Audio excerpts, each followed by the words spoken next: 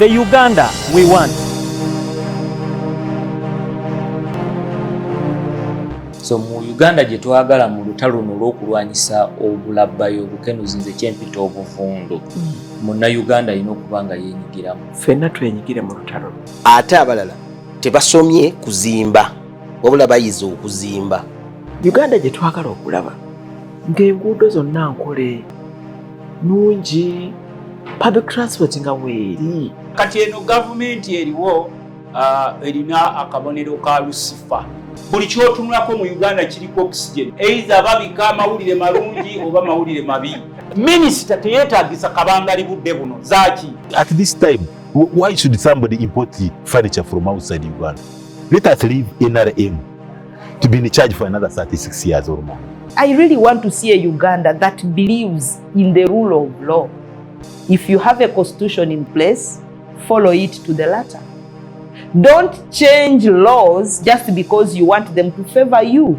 Kuba njagala omanye nti obugagga bwonna Uganda bwe yeeyagaliramu buyita waffe ku ttaka lyaffe. Naye busoga mugidibaze. How can a referral hospital refer you to a private clinic? The Uganda we want buli muntu ateekwa okumanya nti I am a stakeholder, nkwatibwako si kwesuulirayo gwa naggamba. Uganda oyinza okukakana nga mwe mulina bagraduates aba university nga bangi okusinga ebungereza.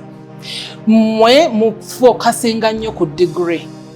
Eri bo bafokasinga nnyo nti byensomye mbijeemu omulimu n'enkola. We are dreaming of a Uganda where at a young age there is such a relationship between parent and son, parent and daughter, where the daughter can say this is what I want. Uganda gye twagala empya tesobola kubeerawo nga tewali mateeka. Amateeka agakola. The Uganda we want. Welcome to the program, The Uganda We Want. My name is Mulanzi. I'm so honored again to be back with you. And this is episode 2. I am joined by Mr. Frank Muramura.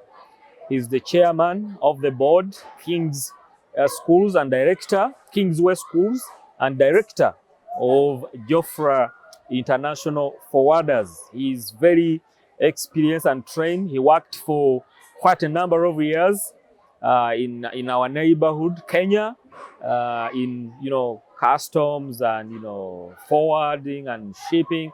So he has that training, but also he's a professionally qualified accountant. And with education, he's a key player in there. I told you in our first episode, my daughter goes to Kingsway schools, and it is such a privilege. When she grows up, I'll bring up this episode and say, hey, here was your director when you were 6 and 5 and 7 and 10, something like that. Well, thank you for joining us once again. Could you please greet our viewers and our listeners? I greet you all, and I would want to say that I do this in the name of our Lord Jesus Christ. He gives us the energy that keeps us moving, and we think it is important to always acknowledge the contribution that God gives us. Yes. Thank you very much. You're welcome. I left a teaser in our last episode, but before, actually remembered something. You who has worked in clearance and forwarding, in customs and shipping, we've heard rumors that there is a lot of corruption in there. Is that true, Mr. Chairman? The one who alleges has the burden to prove. So, at least I've been in it for more than 30 years. And I can tell you that the allegations are sometimes unfounded. There is a misunderstanding as to who a clearing agent is. Some people may act as brokers between middlemen between between an owner of goods and a real clearing agent. Oh. But now, those who do not know the difference, they believe that this broker is a clearing agent. And whatever crime he or she commits is heaped on the clearing agent. Clearing agents are professional people, trained and vetted you can underline the word vetted. They are vetted by Uganda Revenue Authority. We are actually a regulated industry, regulated by Uganda Revenue Authority. If we were that crooked as some people allege, we wouldn't be having license to operate. We are licensed every year by Uganda Revenue Authority, and the Uganda Revenue Authority comes and inspects the office where you work, the equipment you use. They administer exams. We do written exams every year, and if you don't pass the exam, you don't get a license. So if we were that bad, then you should question the ability of Uganda Revenue Authority to see what is right and what is wrong. So this noise you hear, treat it as a noise. Clearing agents are professional people. We even have professional associations where we belong, 3 of them, and they also do vetting. They don't allow you to be a member of that association unless you are professional. But now, people who don't know the difference, they deal with brokers, and when they are conned, they blame it on the agents. On the agent. So it is not true that there is that much corruption. Yeah. It could be there, and if I have not encountered it, I may not be competent to talk about it, but I've also had those allegations. You also had it. Yeah, Yes. because I was going to say, Mr. Chairman, that the time you've been in this country, you know very well now, because you were, you know, when we say citizen, you're beyond a citizen. You're a senior citizen of this country. Yeah. You know very well that right now in Uganda, most of the corrupt people are they actually trained, as you said, cleared, and professional. Yeah. That could be true. And by the way, we should draw a line between corruption and theft. Some of the help us some on of that. the activities we term as corruption Yeah. are theft. And theft. Yeah, if you get resources which are not yours and take them for your personal use, you have stolen. But if I'm looking for employment and maybe I'm not from your tribe and you have taken the one of your tribe, maybe you are corrupt. Or if I have taken a bribe in order to give you employment, I am corrupt. But some of the things we encounter are theft. These professional trained. These professional people are not corrupt. Society is made of different people, some of whom act together. You can call it collusion, and some of whom act independently. There could be professional people who act in an unprofessional manner. You cannot rule it out. They could be there. But then if you are looking for excellence, you don't look for excellence from those who are unprofessional in that sector. You should still look for it from those who are professional in that sector. For example, if you are looking for an excellent doctor, you don't go to an engineer. You will still look under the line of doctors. So still, there could be some doctors who are unethical, but that doesn't mean that they don't have excellent knowledge. So I was talking about clearing agents having excellent knowledge of the work they do. Some of them could be corrupt. I can't rule it out. Okay. Yeah. Okay. I think me who has the goods, I think I need to really understand who is the well-trained and cleared professional clearance agent that I should go and avoid this man in between or woman. Now the importers and exporters may not know all the agents, but at least all of them know that things go through the Revenue Authority. So if you are unsure where to look for, go to Revenue Authority. Seek information from Revenue Authority. They will send you to our. Each association has its own headquarters. They will send you, or they will give you a contact of the association, and the association office will be able to give you a list of people to choose from. Because the association where I belong, Uganda, USIFA, has over 300 companies. The others have also membership It could be smaller in number, but they have membership. URA knows us, knows each association.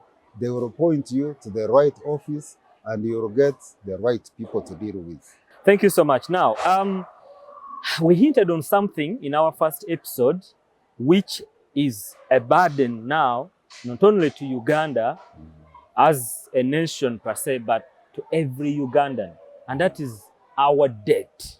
Yes. Our debt. And every year, every financial year, actually the minister says it, and when he's saying it on camera, you know, it seems something that is very simple, but it's not said from the grieving heart when I'm trying to analyze.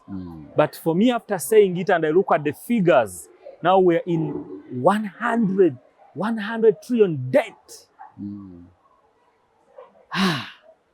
Chairman, how can we bring down this debt? First and foremost, debt is not exactly a very bad thing. It is too much debt that can be bad. And economists will have ratios to use. And if you are still within those ratios, you should be good to go. Even the countries that we know to be very rich, very prosperous, and developed have debt. One such example is the United States of America. I think their debt is now in excess of $37 trillion. One would imagine that a country like America would not need to borrow.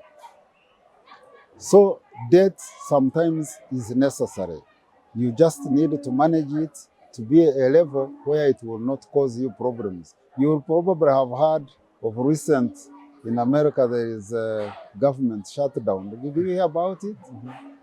It is like that because there was a disagreement of how much borrowing they can do and to finance what. Then because of that stalemate, they have a shutdown.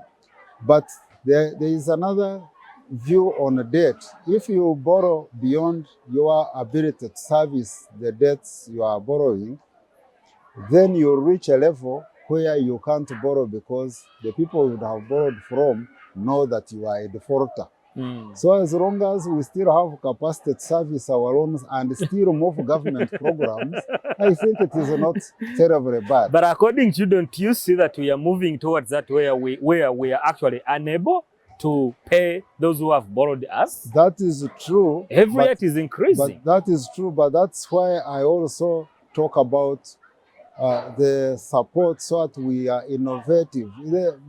One of the problems is we are net consumers and we are net importers.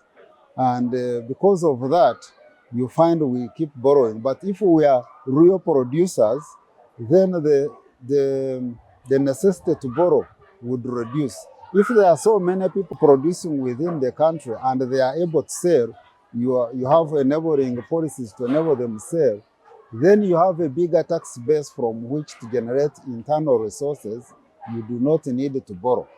By the way, this borrowing, it is both internal and external, but I think the one which worries us most is the external one. But we should also worry about the internal one because as long as the internal debts are not paid, you are starving the internal people of the working capital to enable them produce. So if the ability to pay your debts should be a good engine to facilitate growth. So this borrowing would be, the need to borrow would be reduced if we enable more people to produce, then you have a bigger tax base and you are able to move, scale down on the borrowing. You cannot reach a level where you haven't borrowed at all. I don't think there is such a country. If it is there, they must be very few. Very few. But we should be able to reduce it to manageable levels by expanding the tax base. But we tend to concentrate on those who are already on our tax register without minding to go out and bring others on board to reduce the burden on those who are already on the tax register. Yeah, I think my next question will also help us to really see how can we put down this tax base, and it is in line with developing our economy. how can Uganda be economically stable? Because we are all looking out for the Uganda that we want, and I really would love to see that is economically stable. How can we develop our economy to be a country that is economically stable, Chairman? I think we should look at where we have natural advantages. One of them is the weather and fertile soils. So we should be deliberate in producing what others find it difficult to produce. There are many areas in the world which find it difficult to produce enough food, and they are busy importing. For us, we have the natural factors that favor agricultural production, but we do not have a good design of mass production for export. For example, if we concentrate on developing that area, we would be better off. And then we have natural resources which are underground, but we rely on foreign expertise to be able to extract it and work on it, process it. We should be deliberate to develop internal capacity, which I understand they have done in the oil sector. They have trained deliberately Ugandans to be able to serve in the oil industry. We should be deliberate also in other sectors of minerals to have internal capacity, so that instead of keeping complaining that we are taking out raw things, we develop inside the capacity to process. And then when we invite foreigners to come and invest in our country, we should also identify where we lack internal capacity and focus them there, so that we don't duplicate what we already have capacity to produce and then we remain producing the same. We focus them where we lack internal capacity to help us produce there. And when we are giving incentives to support those who are doing production, we should not be seen to be selective. If you are giving incentives to foreigners to a certain magnitude, extend the same to your own locals who are also doing production, who are trying to expand on local production. Don't look at your internal people as not worth of support, and yet you are going to support the people from outside, even what you are supporting them could have been delivered by the local. And if it's because the local are not aware of those incentives, find out why are they not aware. Can you make them aware?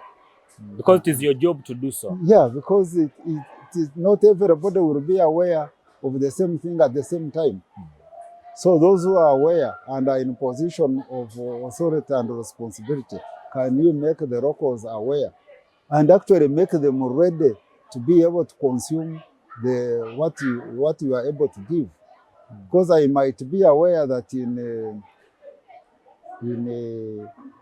is it Uganda Development Bank, there is money to borrow. Yes. But I don't know how to prepare myself. Every financial year, there is money put there. To access it. Can you be deliberate in helping prepare your locals to be able to understand what is needed and prepare them to qualify and they access? Then you support them along the way. Don't leave them to keep stumbling and discovering. Support them. Yeah. Then you can be sure then they will contribute to your development. Yeah. How does President Museveni's strategy or message fit into what you're saying, especially on the first on the first point you said, if you are to develop our economy and we become economically stable, he is moving around telling Ugandans what they should do with whatever little of the land they have to make sure to stop working for only stomach. But you'll be able to also work for commercial use as well. You know, you cannot be an expert in all fields, you one person. So the president may have some general knowledge because of the position he occupies, but there is more detailed knowledge which should come from technical people. So the technical people should be following up on those good programs he talks about. Do we have them? The technical people, I think we have them, because in every ministry, in every district, they are there. Why are they quiet? Are they technically intentional to be quiet? Because they are technical? Well, from where I sit, I may not know as much as the president knows. He has a privileged position to ask why they are not moving, and even why they are not moving, and even to enforce that they move. So some technical people may have the goodwill, but probably not facing enforcement.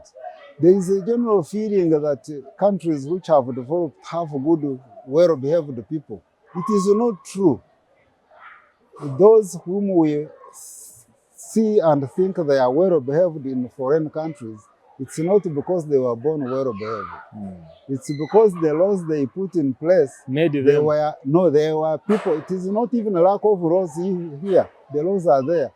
There should be a group of people willing to enforce them. The will, we are going to have the will. Enforce them. And when they are enforced, because people fear the consequences of enforcement, they will behave and implement.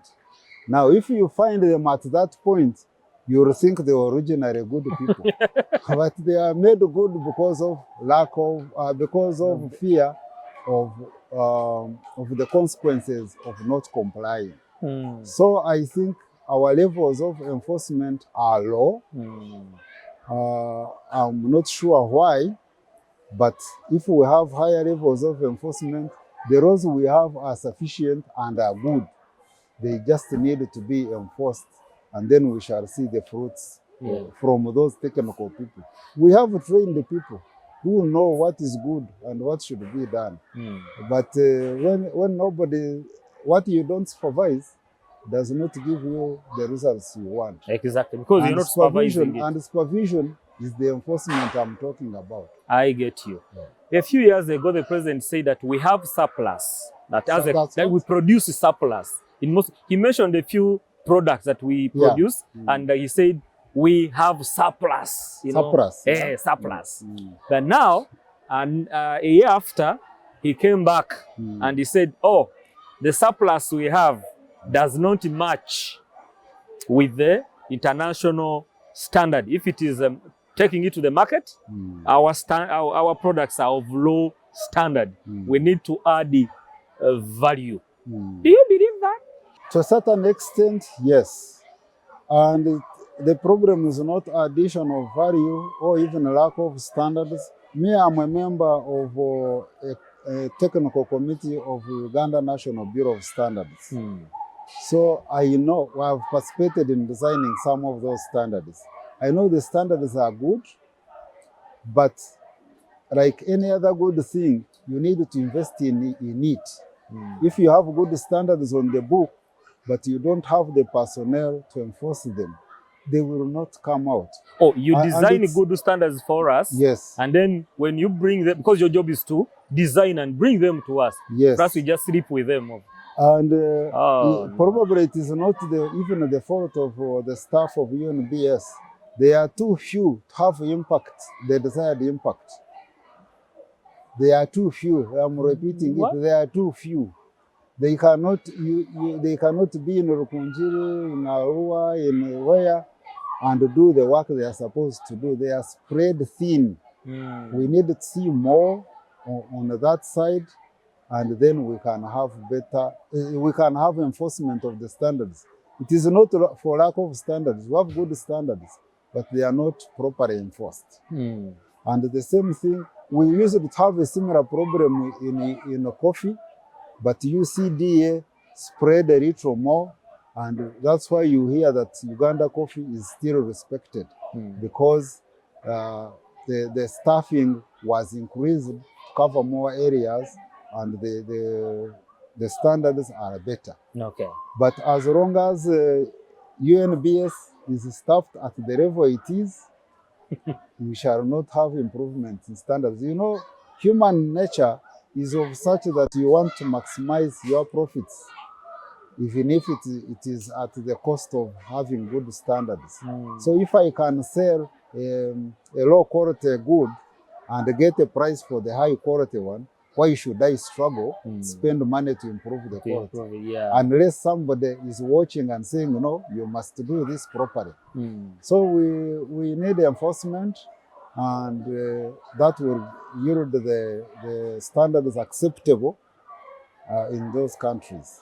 Well, my questionnaire is actually done. Yeah. Now we just want to hear from you. You have been in this country. You have watched almost 7 and above of the presidents of Uganda when you were born and alive. Which Uganda would you want to see politically? Comparing the past regimes with this current ongoing regime, which we don't know when it will end. You see, there is, I think, a misconception that politics is one thing separate from other things within the country.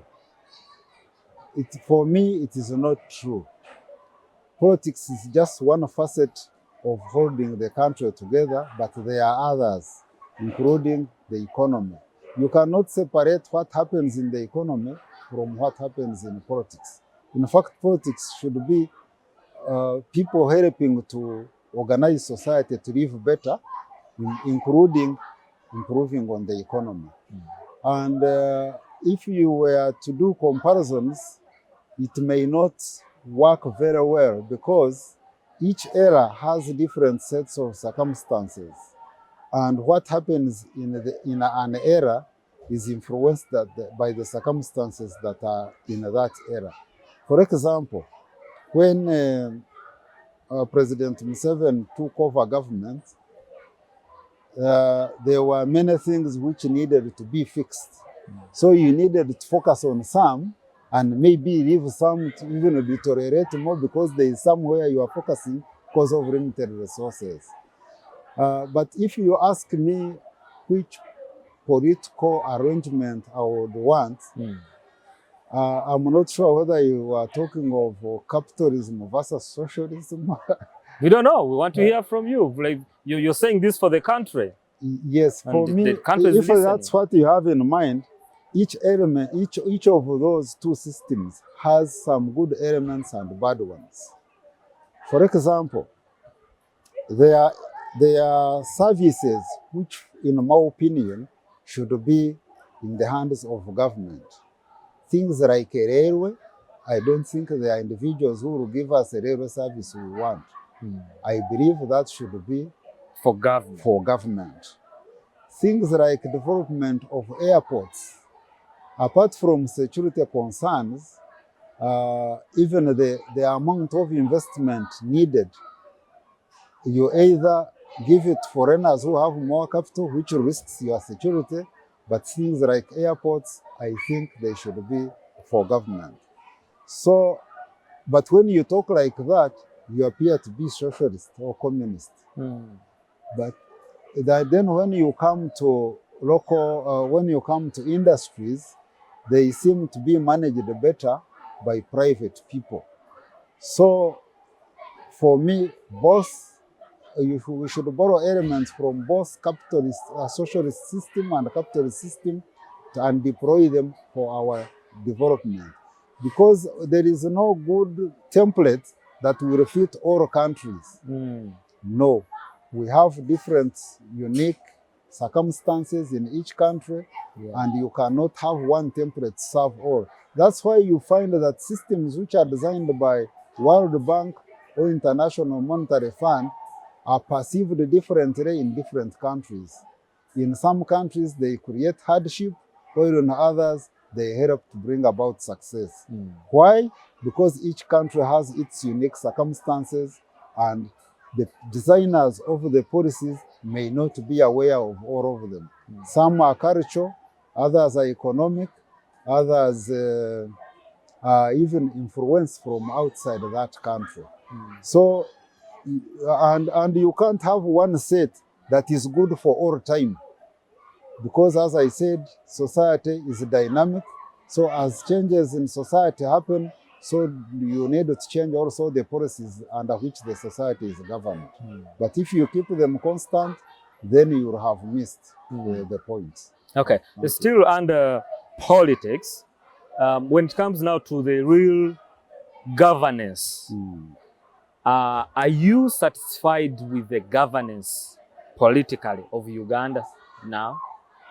You see, it is difficult to talk about governance as if it was one unit. There is governance at low level, in LC1, at the district level. Yes. At even when you come up, each ministry.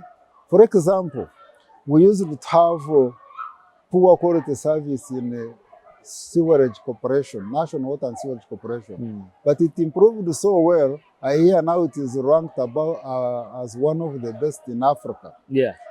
So when you are looking at governance, you may need to identify which areas are we talking about. For example, armed forces are part of governance.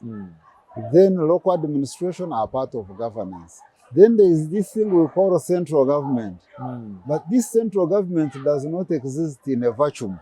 It is actually assisted by these fellows. These fellows we call local government are the ones which prop the central government. Yeah. So when you ask whether I'm satisfied with governance, it depends which point are you looking at. Is it the IGG's office? Is it the armed forces?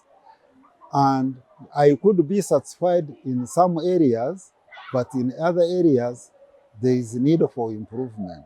For example, if you ask my opinion, there has been relative stability, which I have been brought about by security forces.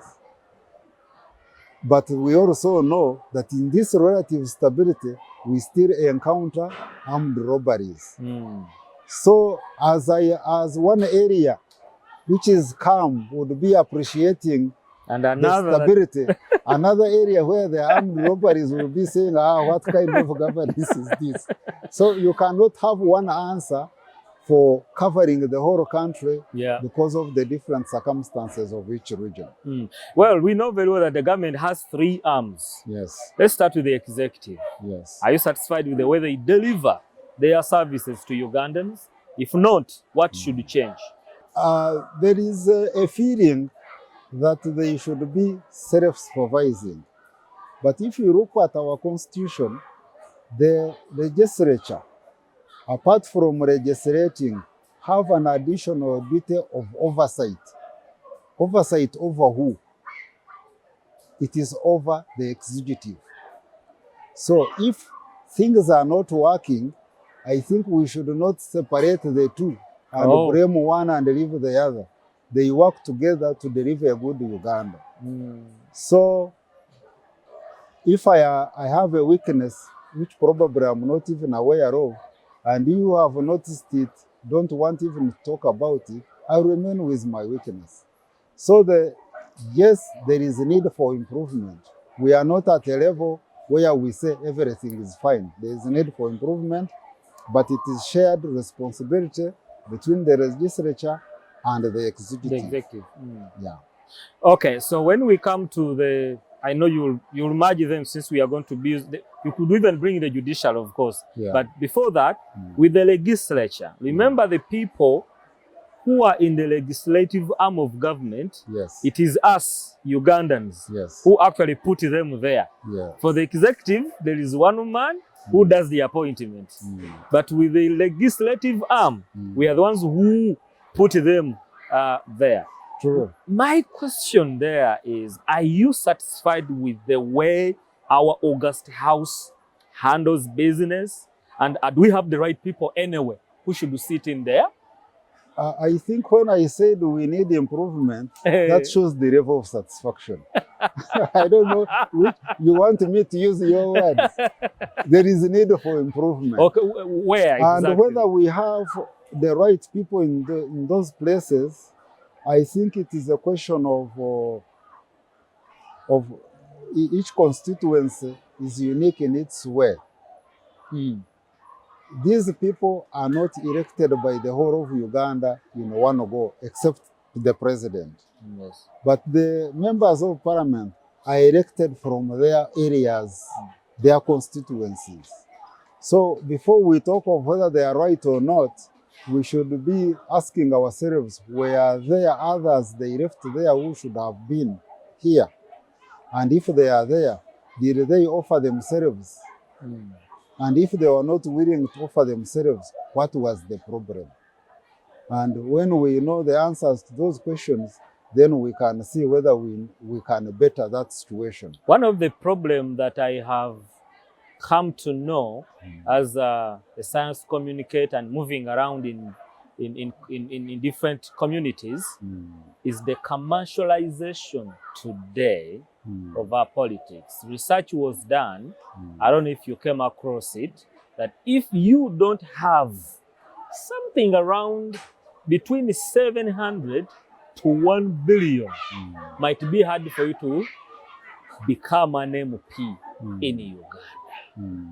So I could be having the merits to be the member of parliament, but when I don't have cash, kitu kidogo, to spend, to spread all over the constituency, I am left. How can we handle that problem? Was it happening even before, during your times of the Amini, the Obote? Was it happening then? First of all, during Amini, I don't remember any election happening.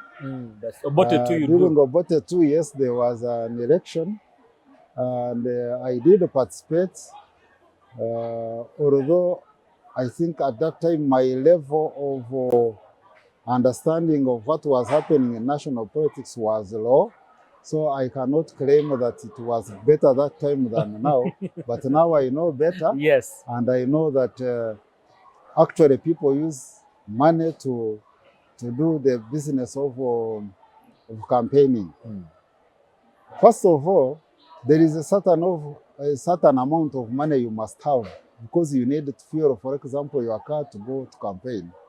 There are campaign agents. If they are going to do your work and they are leaving productive work, you need to facilitate them to go and do the work. So there is some amount of money you must have. But how you use it, I think, is where the problem is in our politics. If you are using it to buy votes, certainly is not a good thing, because if you have voted me because I have paid, me who has been paid cannot come back to you and demand a service. I paid for the vote. So what are you talking about? So that's the bad element of it. I have had it happen, but of course I'm not a politician so I haven't paid anybody, or even nobody has paid me. I vote out of my conviction, but I've had it happen.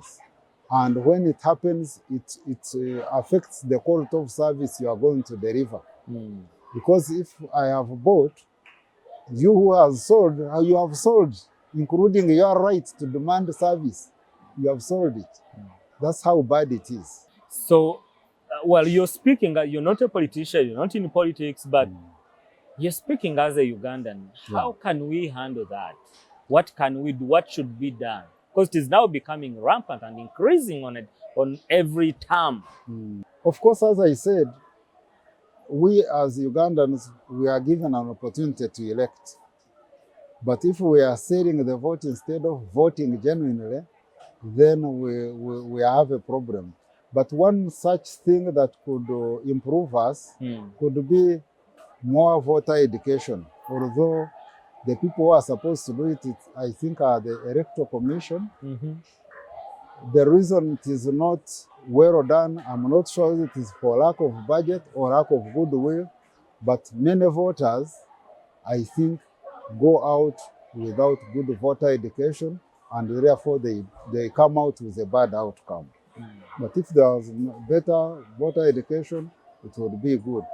Then another thing, there are people who could take up those leadership positions, but who seem to have resigned and think that there is no improvement that can be made. But if they have already drawn their conclusions. But if they were able to offer themselves and come to participate, they could improve the situation. But as long as there is one, I think it was a scholar who said, the countries do not suffer because of the badness of those who are there, or of the bad people, but because of the quietness of the good people. If the good people think they have something to offer and they are not coming out to offer themselves, it will remain like that. So my way of looking at things is that those who have capacity to do better than those who are there should offer themselves and genuinely participate in politics and get elected cause change. Okay. To change the situation they don't like, to make it better.